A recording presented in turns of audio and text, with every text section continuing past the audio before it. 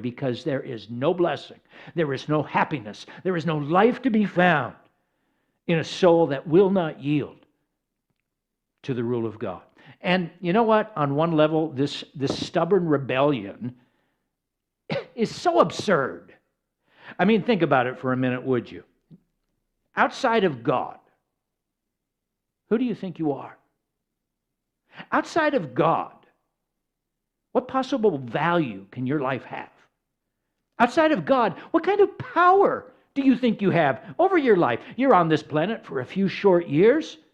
And what can you honestly control? Be truthful. A little virus makes you cower in fear. Oh, you can gather up a few pieces of gold and property and barricade your life in and give yourself a semblance of peace and stability and security and happiness for a short while. But even that can be taken away from you just like that. The Dow Jones was never higher than it was the first week of March. And by the end of March, all that was gone. Why, you don't even have control over your next breath. Put your hand on your wrist right now. What do you feel there? Well, it's a pulse. It's a beat of my heart. You didn't control that. And you can't guarantee that you'll even be given another one. Whew! Lucky you. And we think we're smarter than God. We think that we're stronger than God. We think that we don't need God.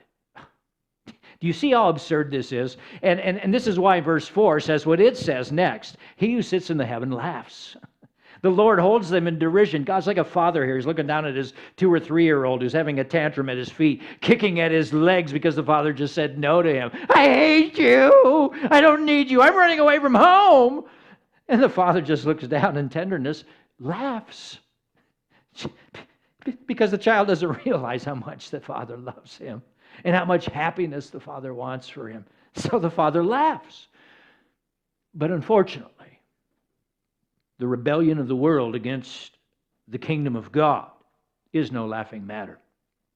And it has some serious consequences, and it sets in motion some very real and damaging conflict. And we're seeing it happen right before our eyes in our country right now.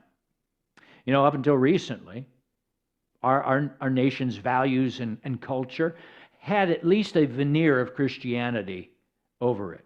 And this goes all the way back to our founding. This country was heavily, heavily influenced by biblical Christianity in its founding. You can see it carved on so many buildings in Washington, D.C. You can see it etched right into our founding documents. We hold these truths to be self-evident, that we are endowed with our Creator with these rights. Government doesn't give us our rights. God gives us our rights.